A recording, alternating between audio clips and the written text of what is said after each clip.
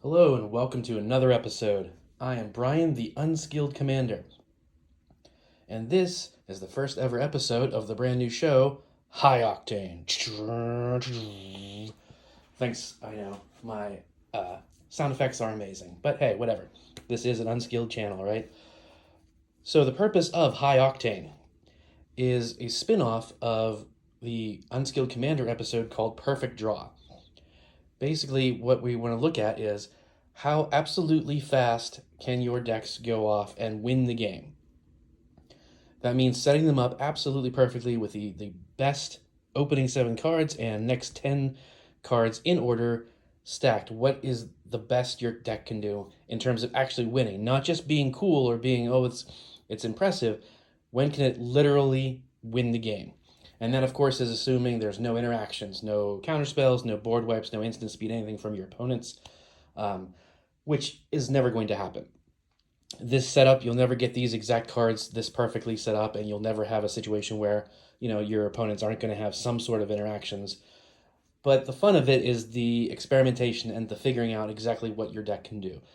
The inaugural episode is going to be one of my new favorites, Tor Wauki the Younger. He is a 5-drop, black and a red and 3 others. He's a 3/3 with reach and lifelink. He's got 2 incredibly cool abilities. One, if another source you control would deal non-combat damage to a player or permanent, it deals that much damage plus 1 to that permanent or player instead. And also, when you cast an instant or sorcery, Tor Wauki the Younger himself deals 2 damage to any target. Now, that's important to note because it says he deals the damage, which means the lifelink actually kicks in and works. So whenever you cast an instant or sorcery, you're dinging someone for 2, and he's gaining you 2 life. And then if you cast anything that does any kind of non-combat damage to something, he buffs it by 1 extra damage. So what this deck is, I can tell you that we're going to go off on turn 4. This deck can win the game on turn 4. To me, that's pretty good turn ratio. Like, that's early enough. However, that's not a consistent thing. That is, as we've said, the absolute perfect storm that is this setup of 7 cards and top, 10 or so. You're never going to see that. So I'm not going to worry about trying to tweak this to make him go faster. Can I get him to turn 3? Possibly. And if you know any cards or ways to do that, feel free to let me know in the comments. However, I think something to work on is tweaking him so that he is a more consistent, faster win. Maybe he always can win if he gets to turn 6 or turn 7.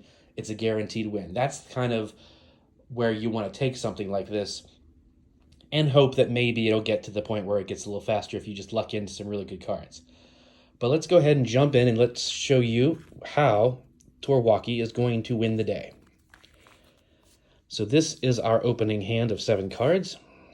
We're going to go turn 1 and draw our card for turn because we are in a multiplayer game. We will then play a swamp for turn, tapping it into the Soul Ring, tapping that into Arcane Signet. We will then pass turn. Bang, bang, bang, comes around the board. Cool. We are now at turn 2. We are going to untap, draw for turn. Now what we're going to do is play this mountain and tap these 1, 2, 3, and 4 to play Thran Dynamo.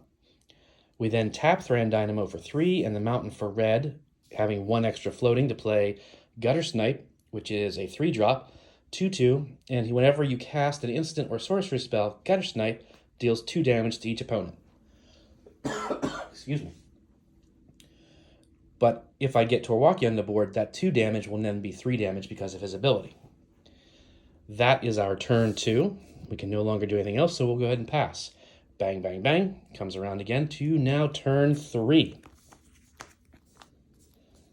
Draw a card for turn. All right, so then we are going to play another mountain for turn. We're going to tap Thran Dynamo, a mountain, and a swamp in order to play Tor Wauki the Younger. We will then tap Soul Ring for 2. We will tap Arcane Signet for red, and tapping our mountain for 1 more red. Splitting that, a red and another, and a red another, to play both Firebrand Archer and then Electrostatic Field. Excuse me, apologize. Firebrand Archer says, She is a 2/1. Whenever you cast a non-creature spell, Firebrand Archer deals 1 damage to each opponent. With Tor Wauki's ability, that would be 2. Electrostatic Field says whenever you cast an instant or sorcery, Electrostatic Field does 1 damage to each opponent. With Tor Wauki, that would be 2. So there you have it. That is our turn 3. We only have Seething Song left in our hands, and we will pass. Everyone else is probably getting really worried right now, as they should be. Pass, pass, pass. It's back to us. We are now on turn 4, and this is where we deal the damage and kill everybody. We're going to draw for our turn, and we get Renegade Tactics. Tapping a red to play said Renegade Tactics. Target creature can't block this turn. It really doesn't matter. Pick one of your own creatures, pick somebody else's just to be on the safe side. But the important part is that you draw a card. Now, on cast, a bunch of things happen. You cast a sorcery, which is also a non-creature. So, dang it, sorry. Gutter Snipe is going to deal 2 damage, but 3 with Tor Wauki. Firebrand will deal another 1 damage, 2 with Tor Wauki. And Electrostatic Field will deal 1 damage, 2 with Tor Wauki, and that's to each opponent. So 3, 4, 5, 6, 7. You've now just hit the entire table for 7 damage each. I cast a sorcery, so Tor Wauki is actually going to deal another 2 damage to one specific player. Let's just say the person sitting directly across from me in this situation. And I gain 2 life. But Renegade Tactics also says that I get to draw a card. So that goes to the graveyard, and then I draw. Crash Through. I will then tap another mountain to play Crash Through. Creatures I control gain trample till end of turn. Sure, whatever. But importantly, I draw a card. Once again, cast triggers. 1, 2, 3, 4, 5, 6, 7. 7 damage to the board. That's up to 14. Plus 2 damage to the person at my diagonal, and I gain another 2 life. I draw a card, and that resolves. And now we have the finisher, Mizzet's Mastery. So what we'll do next is we will tap Soul Ring and Arcane Signet as a red to have the 3 mana necessary to cast Seething Song. Add 5 mana to your mana pool. That is an instant. Once again, 1, 2, 3, 4, 5, 6, 7. 7 damage to the table. We're now at 21 damage to everyone, plus 2 damage to the person right on my left. And I gain another 2 life. I'm up to 46. This resolves and goes to the graveyard. We have 5 floating red mana, and we will then tap Thran Dynamo for the necessary 3 to make it 8 to play Mizzet's Mastery Overloaded. It says, exile target card that's an instant or sorcery from your graveyard. For each card exiled this way, copy it. You may cast the copy without paying its mana cost. Exile Mizzet's Mastery. The overload cost, which is 8, means you replace the word target with each, meaning each instant or sorcery in your graveyard basically gets recast. And the important part is that does in fact say cast, which means all of the cast triggers happen again. So Mizzet's Mastery will of course get exiled, so we'll put that in a different direction so you know it's exiled, but all 3 of these come back and get recast. Renegade Tactics, Crash Through, and Seething Song for another 21 damage to the entire board, plus 1, 2, 3, 4, 5, 6 damage as I see fit to different players, and I would gain another 6 life.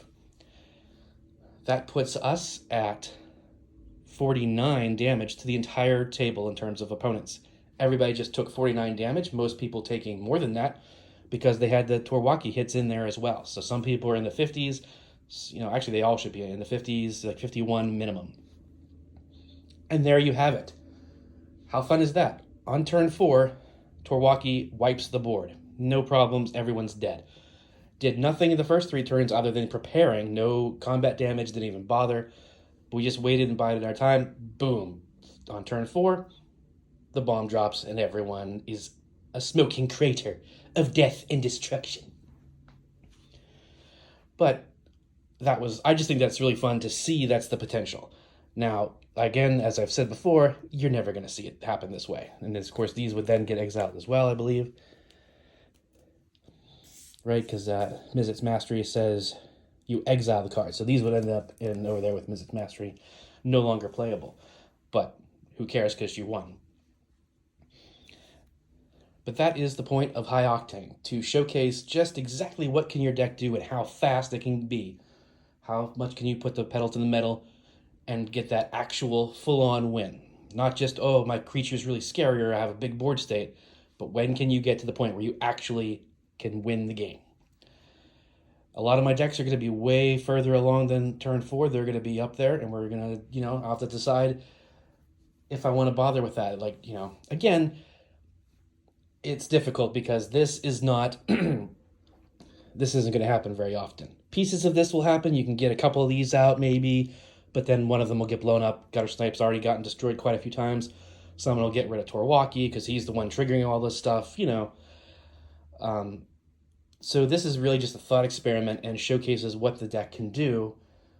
Now the point is, do I want to tweak it to try and get this? Is there a way to tweak this deck to get it to something similar to this kind of damage range on a consistent basis by, like, let's say turn 6, right? Because if you can always be doing 20, 30 damage on a turn by turn 6, I think you got a pretty good chance of winning some games with this deck, especially since you'll be doing some damage along the way at that point instead of just trying. Because as I said, we are taking the assumption that there is no interaction. That's why I was able to wait until turn 4 to start casting things.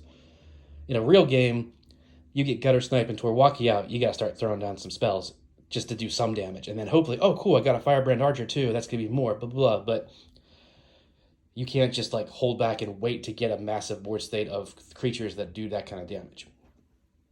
So what do you think? You have any ideas of how to make Tor Wauki even crazier? What would your decks do? If you gave them the perfect setup and the perfect opening hand, how fast can your decks be? Let me know in the comments. I hope you enjoyed the episode. I hope you stick around and check out some of my other shows. Maybe hit the subscribe button if you wouldn't mind. Maybe hit a like button or two. And I will see you next time.